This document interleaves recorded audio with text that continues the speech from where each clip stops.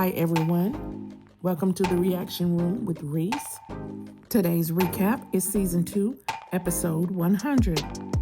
Let's jump right into it. Here's what's going on beyond the gates. We start off at the Dupree house. Vernon and Anita come back home after spending 2 days at the hotel. And then Nicole walks in on them from the elevator.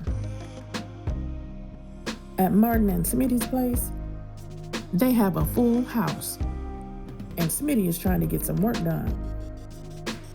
So he kicks everyone out, including Martin. At the hospital, Shanice asks Monica if she's about to be her boss. She tells her picking up her roots and leaving her patients will be tough. Shanice says, negotiate. You taught me that. At the country club, Eva tells Ted she finds herself crying about Derek. Ted says he understands because he still feels the shock from Doug's death. He tells her, your feelings are valid. And Eva says, I'm really glad you're here. Vernon and Anita tell Nicole they made sure that she's no longer being considered for the chief of staff at Garland. And they nominated Monica. Vernon says, I'm gonna go call her right now. And then Anita tells Nicole, it's time we had a TED talk. Martin meets Ted at the country club. And Ted asks him for 2 fundraiser tickets. And then he says, what's up with your mom? He wants to know what she was trying to tell him when she came by his office.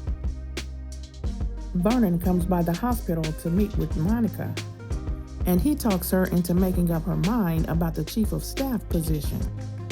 She says Garland could be the right fit. Anita tells Nicole she can see the sexual tension between her and Ted, and then Nicole reluctantly admits that she's been fantasizing about Ted. Over at Orphe Jean's, Kat and Chelsea ask Samantha what was it like when she won Platinum Death. She says seeing all the strong women in her family that were so proud of her, that was a real crown. Nicole tells Anita she went over to Ted's office to tell him, but Shanice walked in, and she took it as a sign that she and Ted are totally done. Meanwhile, Martin tells Ted, I'd hate to see you lose something that could be great by chasing something that may never be the same. And then Ted says there's no point in rehashing the past. Tyrell and Jessica go to her parents' beach house, and she tells him they can't just change schools for each other, and she hates it.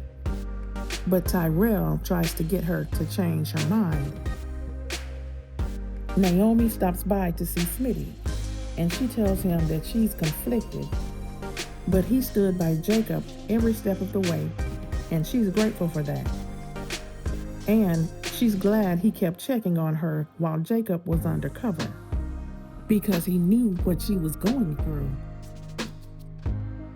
Back at Orphe Jean's, Chelsea tells Samantha that it's almost her anniversary at Chelsea Cat. And then Kat tells her they have a new purse design, and they want her to name it. Samantha loves it. Smitty tells Martin that he just finished and sent in his first draft. Martin brought lunch for him, and he lets him know that he's proud of him. Monica gives Vernon her terms for the position, and he says he expects to get back shortly with an offer from the board.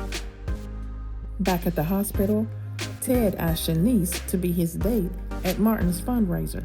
She says, I'd love to. Anita tells Nicole she's seen this kind of thing before, but Nicole says she's satisfied with 2 very worthy men. So Anita asks her, who's going to get the final rose to go with her to Martin's fundraiser, Kyle or Carlton? And that's how the show ended today. Hey, thanks for watching. And please don't forget, subscribe, like, comment, and share. And I will talk to you in the next one, okay? Bye.